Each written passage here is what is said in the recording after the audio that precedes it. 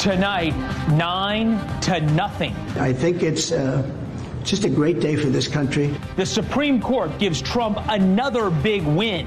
How trying to beat Trump in the courtroom turned out to be a lousy strategy. Bill O'Reilly on if Democrats will change their plan of attack. Say her name. Should this man have been deported?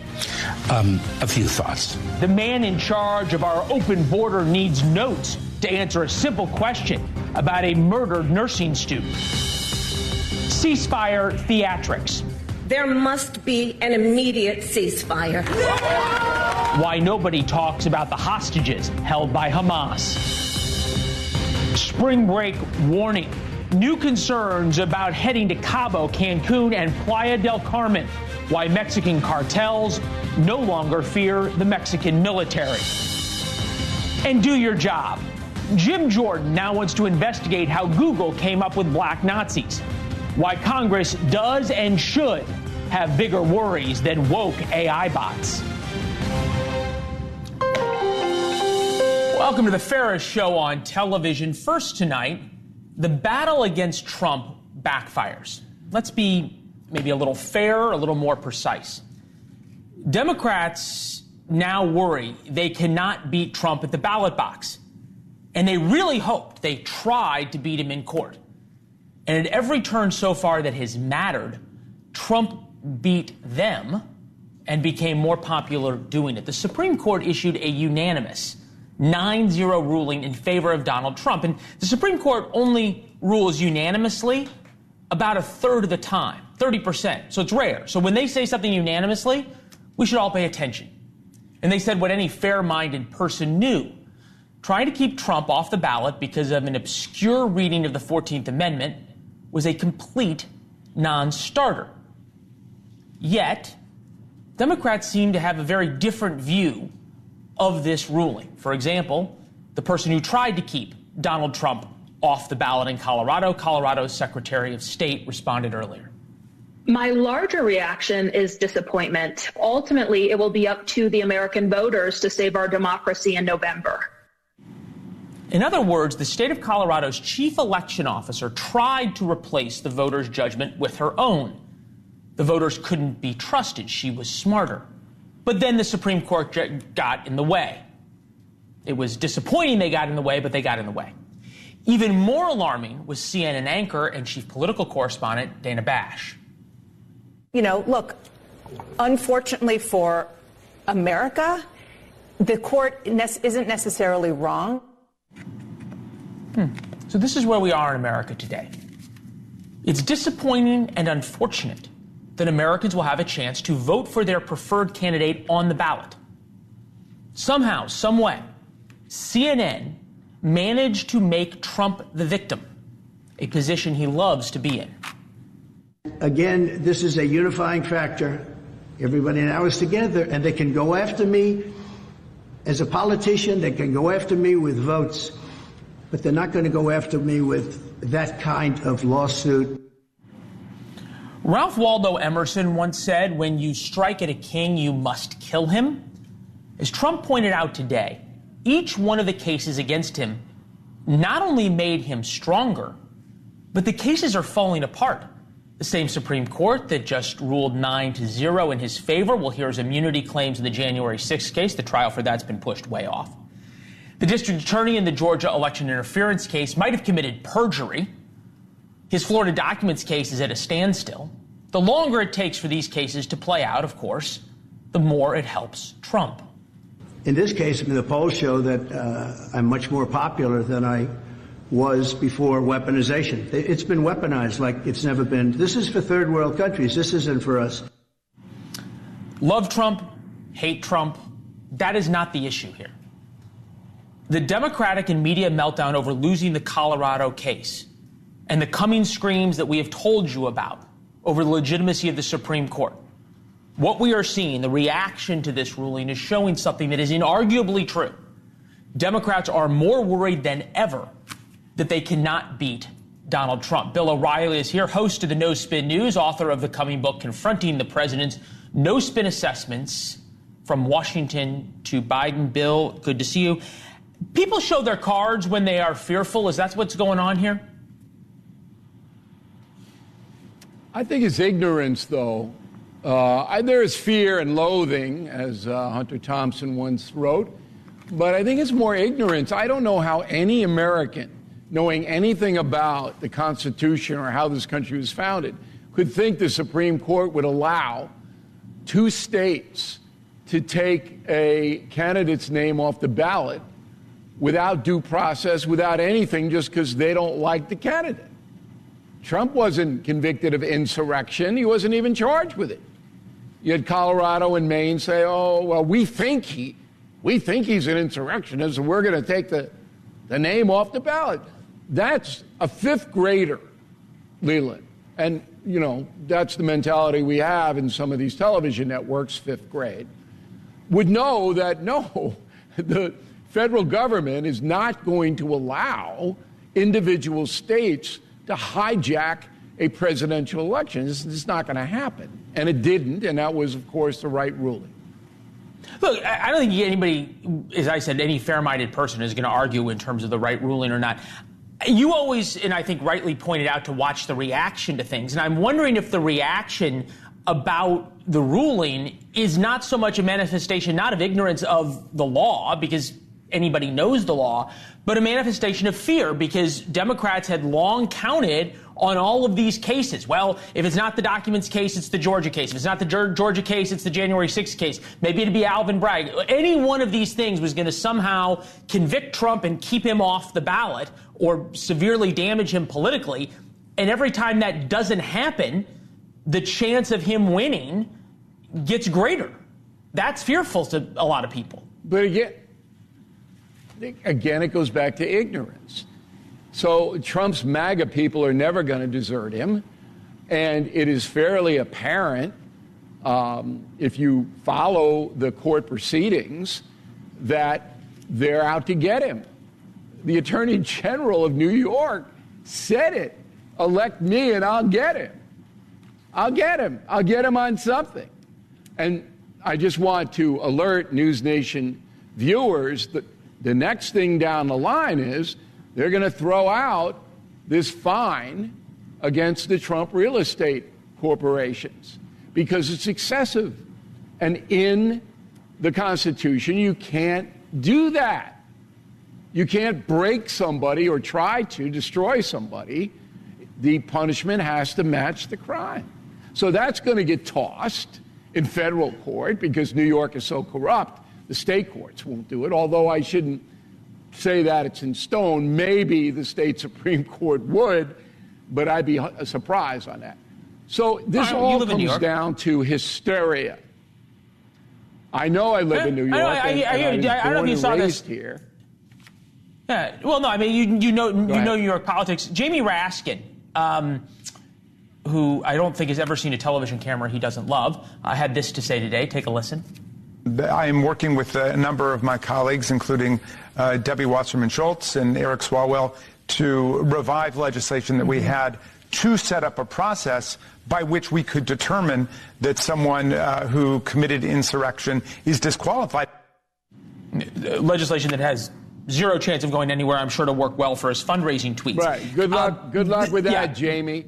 I thought you were going to borrow good luck in your senior year from Trump. But hold on, let me just ask this. Do you think this makes it more likely, now that what's happening that you've laid out is happening, is it more likely now that Joe Biden gets replaced by Democrats between now and the convention? I don't think there's linkage there. Let me just make 2 points. Jamie Raskin and his ilk, I-L-K, all right, are hysterical about Donald Trump. They're hysterical. They can't think. It's like one of these things. Now, the ruling about the ballots didn't have anything to do with Joe Biden at all. Biden was smart enough for his people who tell him what to say not to really weigh in on that. But I'll tell you what, we have Super Tuesday tomorrow, and I'll be on NewsNation around 9 o'clock, I understand. Nothing's going to happen out of the ordinary. It's going to be Trump and Biden. All right, but then we have Dubious Thursday. Dubious Thursday, Leland, and you don't even know what that is. I can tell by your facial expression. You don't know what Dubious Thursday is. That's the State of the Union address. And the reason that Joe Biden didn't show up. Okay. Good. Why the reason Joe Biden you... didn't show up for work today. Yeah. The reason no, he's working on State of the Union for work today. Absolutely. Now, if he can't get through it, he's got to read the teleprompter in a cogent way. I figure it's going to be a 40-minute speech, including applause. Very short. Okay. 1972 was the shortest State of the Union, Richard Nixon. Okay? This one could be shorter. But if Biden falters, if he can't get through it, it's over. That's what's on the line for Thursday. That's the big drama this week. All right. So fair enough that the State of the Union has a lot riding on it. I guess we say that a lot of times. The last 2 years ago, the same thing was said about the State of the Union. He did very well. The speech was over an hour. I remember covering it. But your point is well made that if he stumbles, there's an issue. To be fair, every president uses a teleprompter for the State of the Union. New York Times polling on candidate age. Why the stakes are so high. 73% of voters believe President Biden is too old to be effective. 42% of voters say the same thing about President Trump. And granted, Biden's age has certainly become more of an issue recently. So we put this clip together. Biden in 2019 versus 2024. Take a look.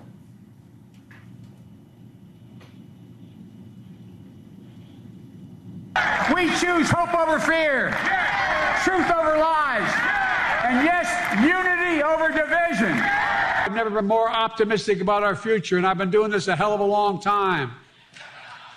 Just to remember who we are. Okay, so there's a big difference there, but there's also a big difference with Donald Trump, and that's what I want to ask you about, so we put together a clip about that. Take a look. Nikki Haley is in charge of security. We offered her 10,000 people.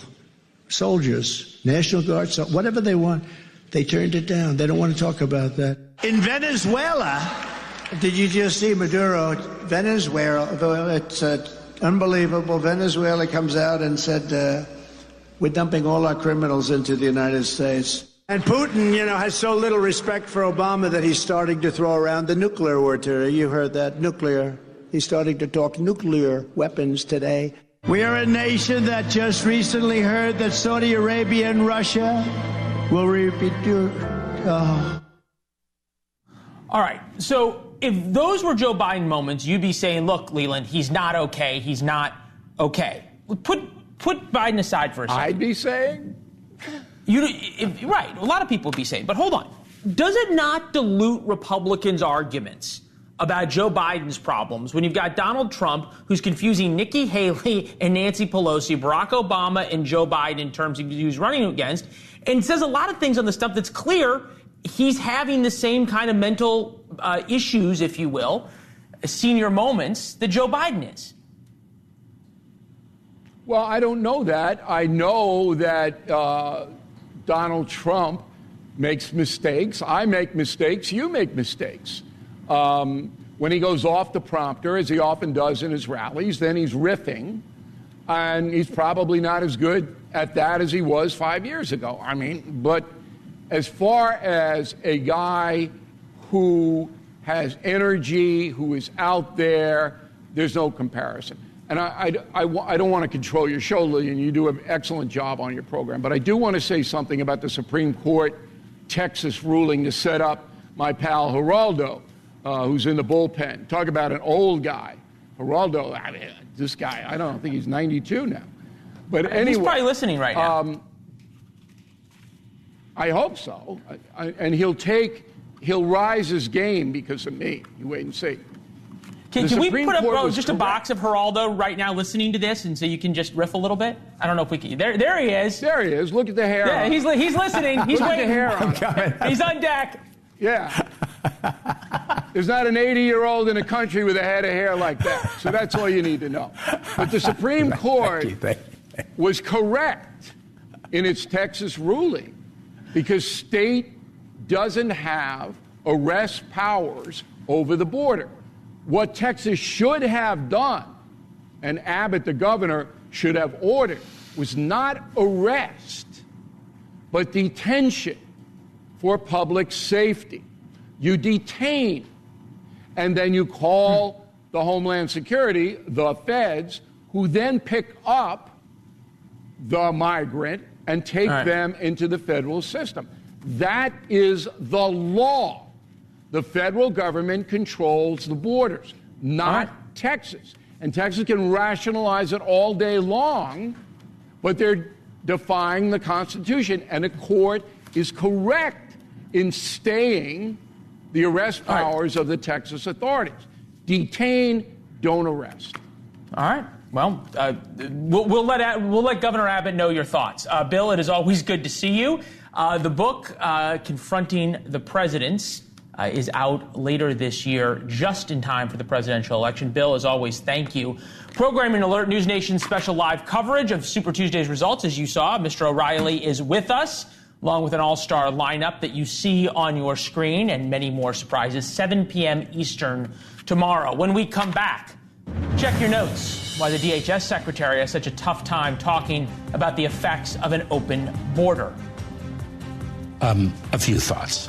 First, Margaret, first and foremost, an absolute tragedy, and our hearts break for and our prayers are with the family.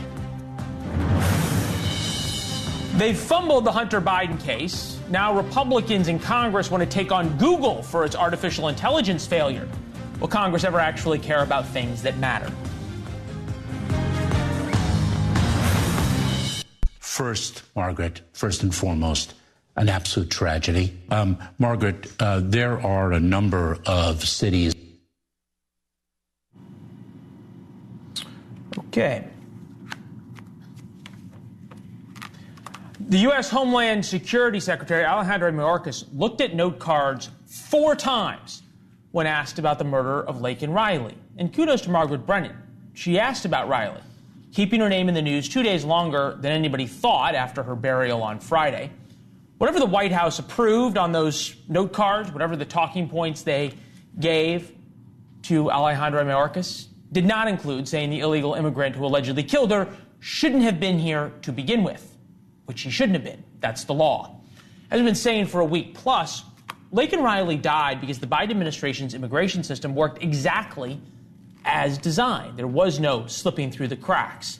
It's an argument, of course, nearly 20 years old about sanctuary cities that protect criminals who happen to be illegal immigrants from deportation. And not just any illegal immigrants. Sanctuary cities protect illegal immigrants that Immigration and Customs Enforcement want to deport, oftentimes because they've committed crimes in the past. For example, here's Bill O'Reilly and Geraldo Rivera going at it in 2007 in a discussion about criminal migrants. This time, about a 4-time drunk driver and illegal immigrant who allegedly killed someone drunk driving again. He didn't commit a felony. He doesn't have a right to be in his country. What? But that has nothing to do with the fact that he was a drunk. He should have been deported. He should have been deported, and this mayor and the police chief didn't deport him. With the same fire, but slightly more gray hair, NewsNation contributor and award-winning journalist Geraldo Rivera is with us.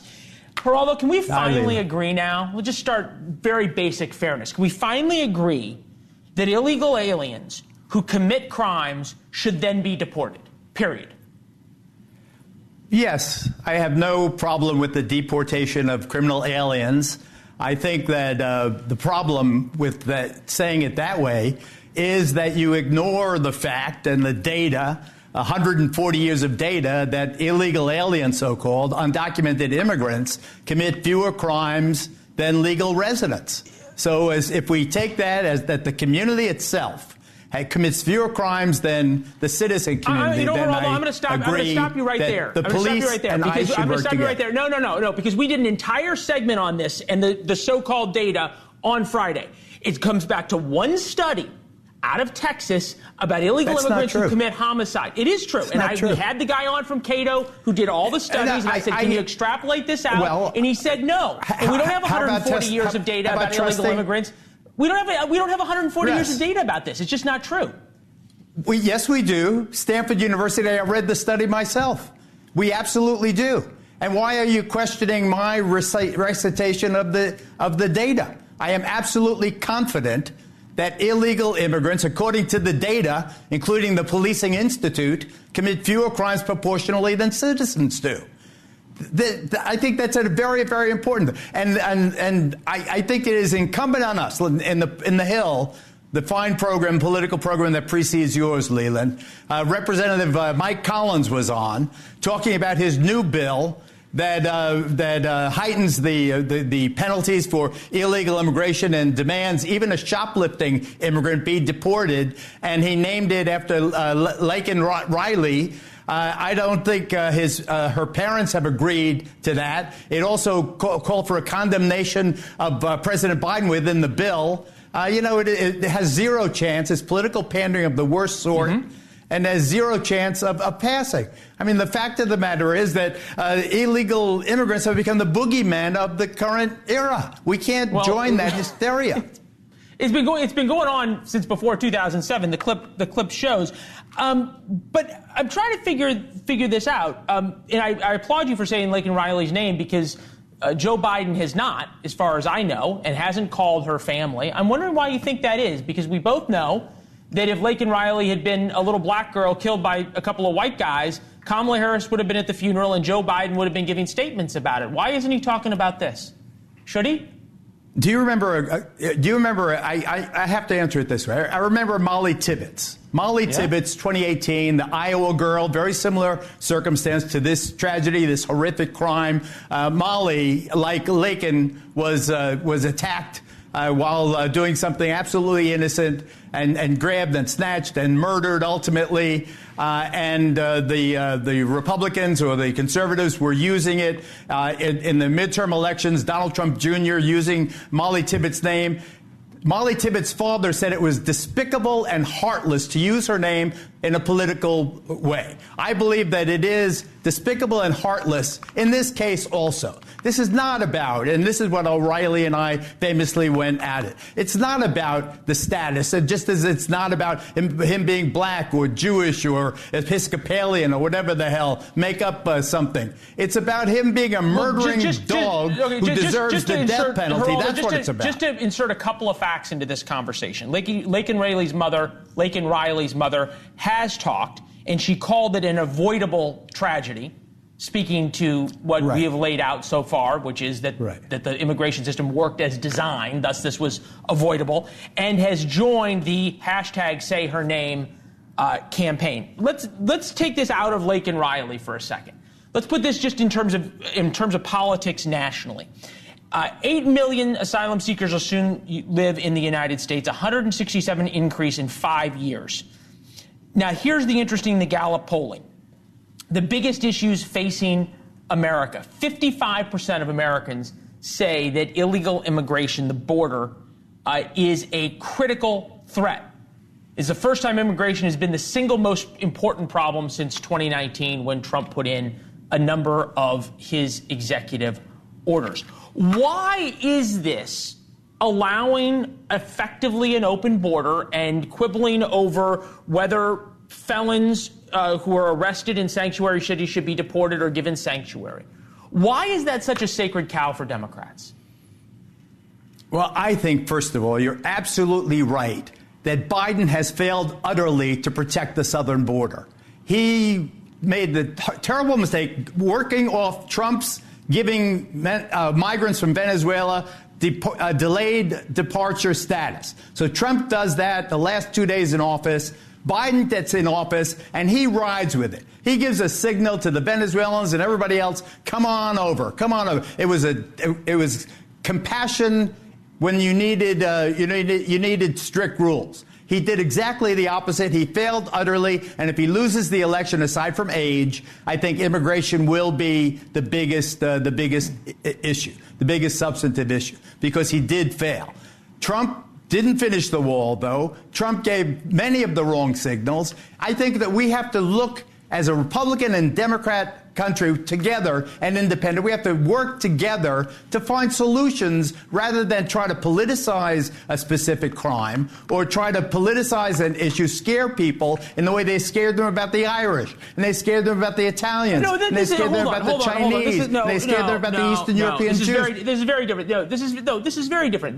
This is not about scaring poisoning about a group the blood of our nation. Where do you think that comes from? This is not scaring about a group of people coming here for a better life. This is talking about unvetted entrance into the United States illegally. Those are two very different things than what happened.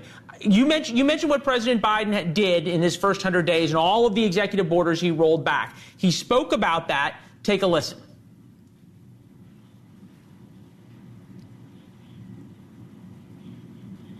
I make no apologies for that. I make no apologies for ending programs that did not exist before Trump became president, that have an incredibly negative impact on the law, international law, as well as on human dignity. I think reasonable people can agree that but for those changes, it's very likely that Lake and Riley would be alive and a lot of other crimes would not have been committed in America. I'll give you the final word. I'll give you. Well, it's just the facts. He wouldn't have been here. But I'll give you the final word. Does President Biden now owe the American people an apology? Well, I'm not going to go to a political statement like that. I will give you some facts.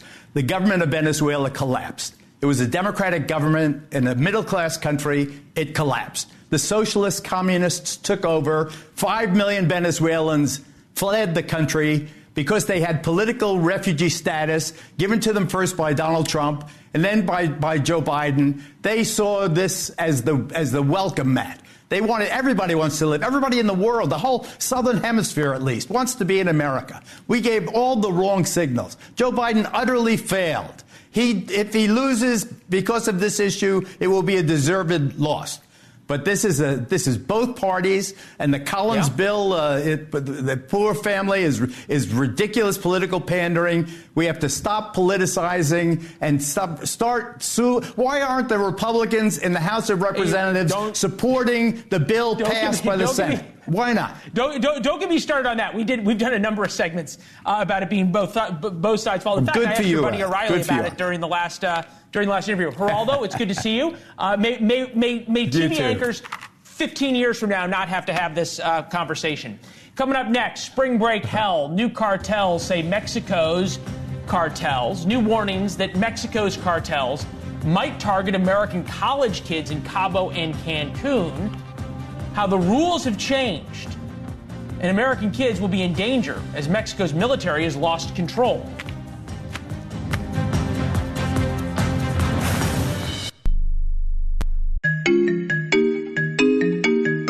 If I would have kept making only the minimum payments on my credit cards, my debt would have taken me 47 years to pay off. These are real National Debt Relief customers. I knew I wasn't going to be able to get out of debt by myself. Credit card, medical, or personal loan debt? National Debt Relief negotiates with your creditors to reduce what you owe. National Debt Relief got me out of debt. You could be debt-free in as little as 24 to 48 months. Visit nationaldebtrelief.com to learn more and get started. nationaldebtrelief.com. This message is from the U.S. Department of Veterans Affairs. VA provides free or low-cost health care to eligible veterans and covers everything. From preventative to specialty care, no one knows veterans better. Sign up at va.gov, call 1-800-MyVA411, or visit your nearest VA medical center. Come see why 90% of patients say they trust VA for their health care. Over the years, you've brought them into your home. You were prescribed opioids after the C-section and after Dad's back injury. They helped when you were in pain, and you held on to them just in case. But did you know holding on to unused opioids puts your family at risk? Trouble with opioids can start at home with unused medicines such as pills, patches, and syrups. You can remove the risk and protect your family. Find out how at www.fda.gov/drug disposal. The That's my son, Jared, but the world knew him as recording artist Juice WRLD. At the height of his fame, we lost him to an accidental drug overdose. I'm Carmela Wallace. I started Live Free 999 to remove the stigma and normalize conversations around mental health and substance abuse. I want to ensure that we never lose another Jared. Go to livefree999.org to learn more. If you need urgent support, text LF999 to 741-741. You can't escape a traffic jam. Know what else you can't escape? Seasonal allergies. And you might think you can avoid that coffee stain until... Oh, really? You can't escape a lot of things in life, but you can escape prediabetes. Prediabetes captures 1 in 3 adults. There are usually no signs of prediabetes. In fact, most people don't even know they have it. But with early diagnosis, you can change the outcome and prevent or delay type 2 diabetes. Take action by taking the 1-minute risk test at doihaveprediabetes.org. You might not be able to escape having this song stuck in your head, but you can escape prediabetes. Go to doihaveprediabetes.org today. Brought to you by the Ad Council and the Centers for Disease Control and Prevention. You're listening to On Balance with Leland Vittert on NewsNation, America's fastest growing cable news network. Smokey the Bear. Then you know why Smokey tells you when he sees you passing through. Remember, please be careful, it's the least that you can do. What you desire, don't play with matches, don't play with fire. After 80 years of learning his wildfire prevention tips, Smokey Bear lives within us all. Learn more at SmokeyBear.com. And remember, only you can prevent wildfires. Brought to you by the USDA Forest Service, your state forester, and the Ad Council. Where can the skills you learn with ham radio take you? Amateur radio, often called ham radio, is the place where today's engineers got their start. Ham radio is more popular than ever before. With hands-on training in electronics, engineering, and digital communications, modern hams interface computers and radios in entirely new ways. Ham radio in the 21st century can take you around the world or into a whole new career. Learn more. Go to arrl.org. Join us. No, you don't have to buy custom window treatments in person because Blinds.com invented a better way. Blinds.com is 100% online, so there's no showroom markups or waiting hours for quotes from pushy salespeople. A Blinds.com designer helped me pick the perfect style for free. Looking at your room, I think Wovenwood would look amazing. Oh, and Blinds.com shipped free samples right to my door. You can DIY or book a pro like I did with just one click. All done. I got exactly what I wanted. And best of all, everything's covered with the Blinds.com 100% satisfaction guarantee. I would have paid more to make it this easy, but with Blinds.com, I paid less. Way less. There's a better way. Shop Blinds.com for up to 45% off and a 100% satisfaction guarantee. Go right now for up to 45% off at Blinds.com. Blinds.com. Rules and restrictions may apply. Oh, Nelson. Columbia Pictures presents Spring Break. It's the reason kids go to college in the first place. I still don't know where my underpants are. Why, what happened to them? I think they ate them. In 1980s, the worst thing that happened at spring break was lost underwear. But now a new warning from the State Department says a lot of really bad things could happen to students heading to Cancun or Cabo this year at the hands of the Mexican drug cartels.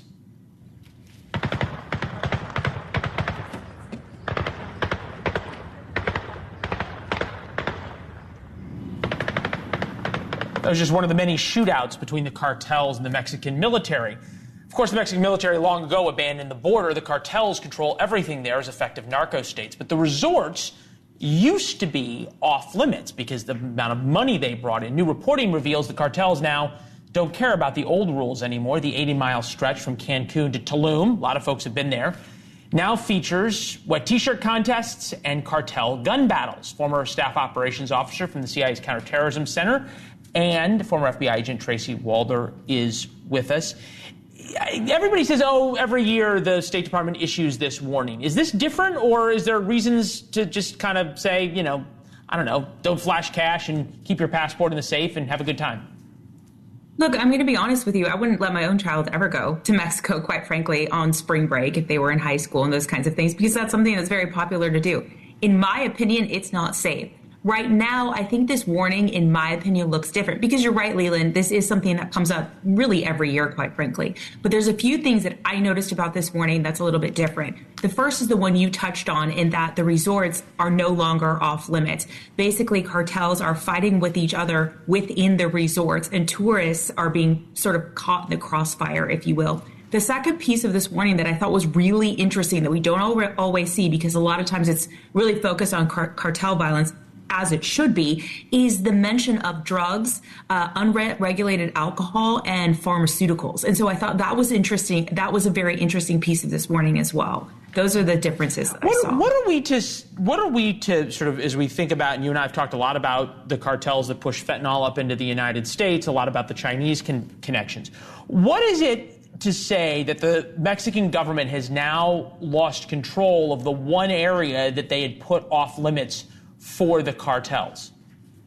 Really what it's to say is that Obrador has no control over the military. Just a few weeks ago, there was an article that came out that he was repurposing the military for things like filling potholes. So really, manning the planes, manning the trains. And that's not something that they should be doing. That is not the purpose of the Mexican military. And so really, he stretched them way too thin, and they're not serving the purpose that they were intended to serve. All right. So U.S. travelers to Mexico, 33.54 million in 2022. They want it to go up to 40 or 45 million coming up in the next couple of years. You and I have talked a lot. Not naming the cartels terrorist organizations is different than treating the cartels as terrorist organizations. At what point do you think the United States government, the U.S. military, your former colleagues in the CIA and the FBI are going to have to start treating the cartels as terrorist organizations and narco states rather than simply drug gangs? Look, Leland, I'm with you on that. I think that should have started decades ago, quite frankly, but I guess no one really cares what I think about that issue. I believe and I hope that the federal government does that soon, although I don't feel very hopeful about it, quite frankly. But in my opinion, treating them as terrorist organizations really puts the full measure of the federal law and federal prosecution against them, because that's really what they are, quite frankly. And I don't even understand why we're parsing it out, really, because it would be much more beneficial to us to be labeling them as terrorist groups. Yeah. All right, Tracy, thank you very much. Keep up the good fight. We appreciate it. Always good to see you. Coming up next, the push for a ceasefire in Gaza forgets who started the war and who still uses civilians to shield them from retribution. Why nobody mentions Hamas or their hostages when demanding a ceasefire. And given the immense scale of suffering in Gaza, there must be an immediate ceasefire.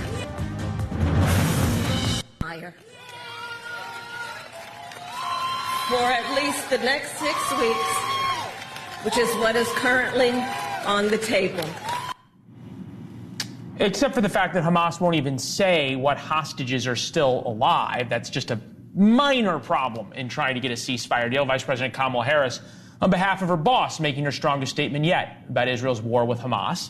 We hear a lot about the plight of the Gazans, but little to nothing about the 130 hostages still held by Hamas in Gaza, of whom 6 are Americans. Over the weekend, Mr. Biden airdropped food into Gaza, and we have not heard a single statement about how that might help the Americans held there. NewsNation contributor, founding editor of Mediaite, Colby Hall, is here. Colby, look, I get the politics, that's to the side of this, but if the American media is not going to advocate for American hostages and not going to ask the administration, how are you trying to get them out, and instead care more about what's happening to the Gaza people, who is going to care about American hostages?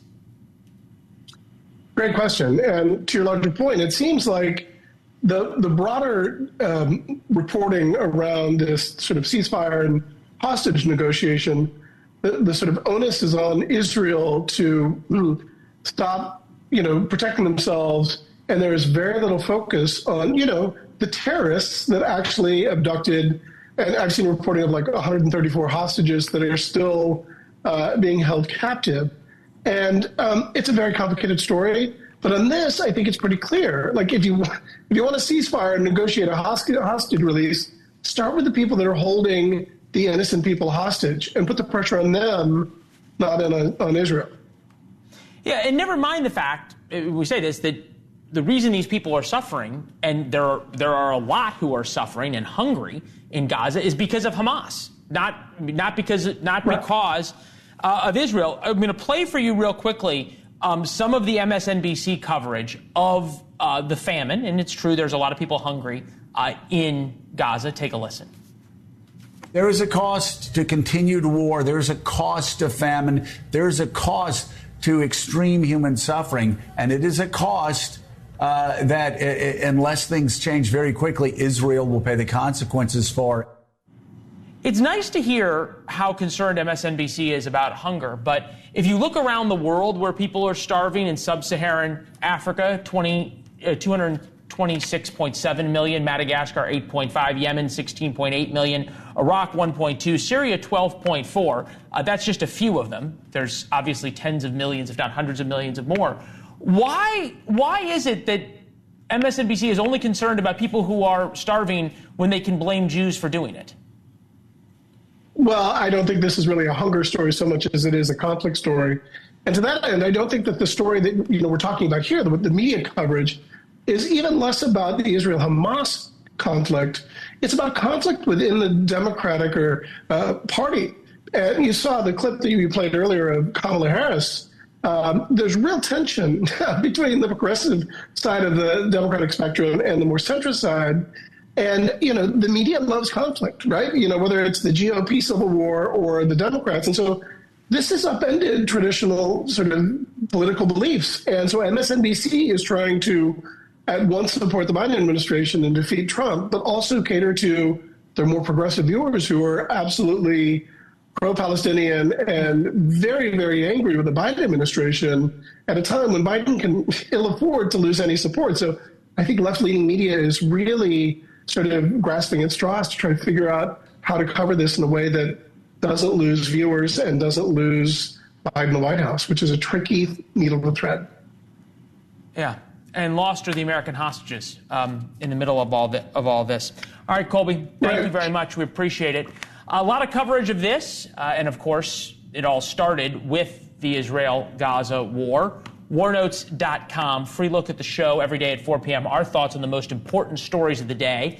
Join the thousands who are signing up. Go to warnotes.com or join us on social media at Leland Vittert on Instagram and Twitter. It is free. Next, the Hunter Biden impeachment push imploding. Well, Jim Jordan now has a new plan. He wants to investigate Google's woke AI chatbot. Can Congress really help us if they don't care about the right things?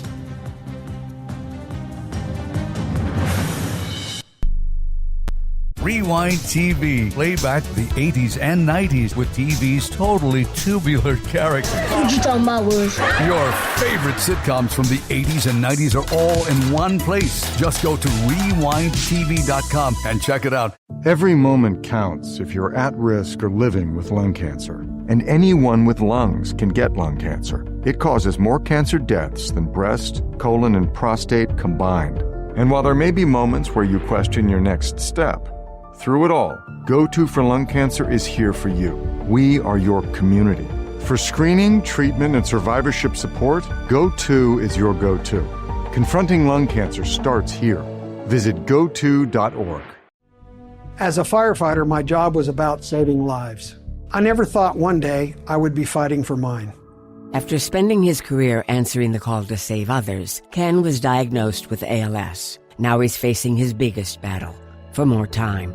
For 70 years, Muscular Dystrophy Association has been helping people live longer and more independent lives. I wouldn't be living as good of a life with ALS if it wasn't for MDA. Learn more at MDA.org. This message is from the U.S. Department of Veterans Affairs. Do you know veterans can use VA healthcare even if they have other forms of coverage, like a private insurance plan or Medicare? Save money on prescriptions, vision, even urgent care, and get the best care for veterans. Sign up at va.gov, call 1-800-MyVA411, or visit your nearest VA medical center. Over the last few years, things have got weird. And for our kids, these things can be overwhelmingly stressful. Scientific research and real-life experience tell us that the number one antidote to stress is authentic, trusted relationships. So that's why I am committed to building and maintaining a trusted space. This is a trusted space. Access free films and resources to build trusted spaces in your schools and communities at atrustedspace.org. This is an important message from the Mine Safety and Health Administration. Mining fatalities, accidents, and injuries are preventable. Taking a minute to approach your task safely can protect you and your fellow miners from injury and death. Staying alert and focused can keep you safe. Do it safe. Do it right. Whether buckling a seatbelt or securing equipment, these quick safety measures can prevent injuries and fatalities. Take time. Save lives. For more resources, visit MSHA.gov. This is NewsNation's audio stream. Take us wherever you go. America's fastest growing cable news network is NewsNation. That's my son, Jared, but the world knew him as recording artist Juice WRLD. At the height of his fame, we lost him to an accidental drug overdose. I'm Carmela Wallace. I started Live Free 999 to remove the stigma and normalize conversations around mental health and substance abuse. I want to ensure that we never lose another Jared.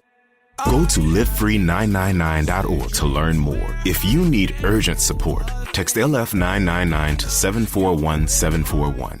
We are Lions International, the world's largest service organization. We are volunteers committed to strengthening our communities and supporting those in need, one act of kindness at a time. For more than a century, Lions have been serving a world in need, right here in our community and around the world. Lions International makes the impossible possible. This is your invitation to join us, because the only thing missing from our mission to make a difference is you. Visit lionsclubs.org to find a local Lions Club near you.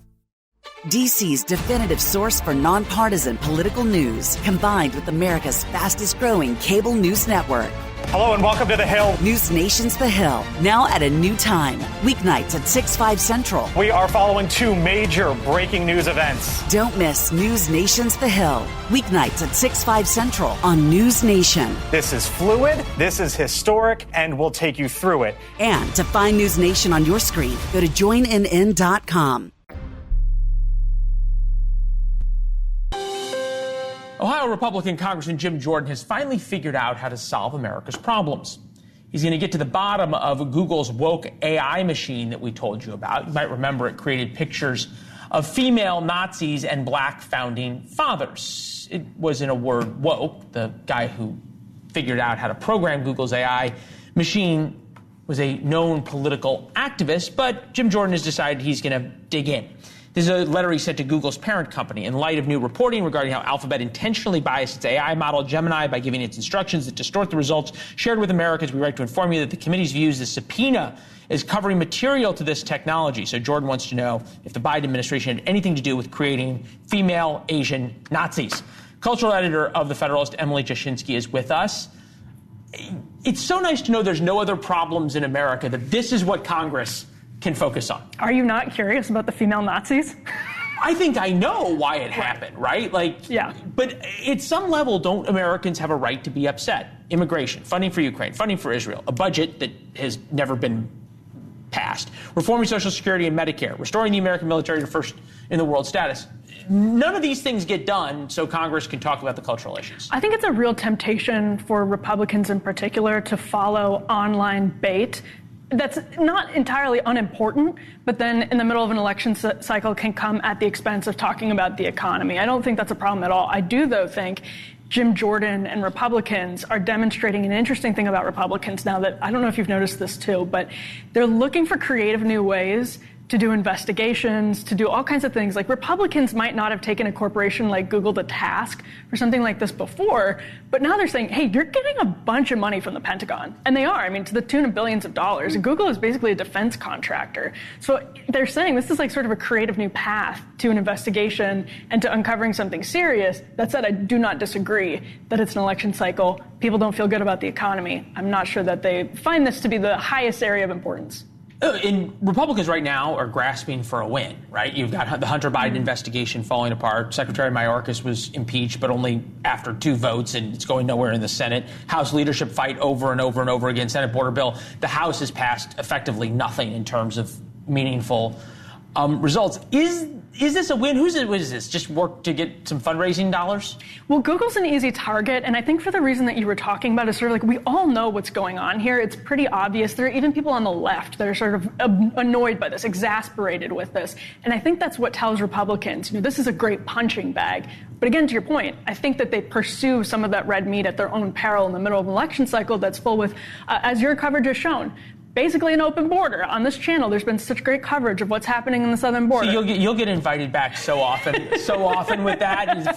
Flattery knows no ends. No, we appreciate it, but I'll bring it back around to this. And you guys, I think, have covered this well at the Federalist. Is there's this weird horseshoe, right? Because corporations used to be sacrosanct to Republicans, right? And we don't want no government intervention. We want no regulation. It was the evil Democrats who wanted to, ban your cigarettes and ban your sugary drinks and everything else. How did that change? Yeah, I mean, that's such a long story, and I think a lot of people have been following it. Well, you got about 45 seconds. Perfect. I don't need any more. Long story is defined as 45 seconds. But no, I mean, it's basically when people realized when Donald Trump started sweeping these rural areas and the Rust Belt, Wisconsin, they said, I think maybe our voters are understanding about something about corporate America that we aren't. I think maybe they're exasperated in ways that we haven't fully understood what private equity has done to some communities or any of those things, and that severed it. I mean, the Republican Party's relationship with the Chamber of Commerce will tell you is on the rocks right now, and it all started with Trump. So I agree. I don't think this is something you would have seen Republicans doing 10 years ago, even though Google was openly fairly biased to the left then. Yeah, fascinating how things change. Emily, it is always good to see you. We enjoy your reporting to the Federalist. Thank you very much. A lot more about where Republicans are headed in War Notes. Tomorrow, we're going to be in New York for the election coverage. On Balance returns on Wednesday night with our preview of the State of the Union. Here's Chris.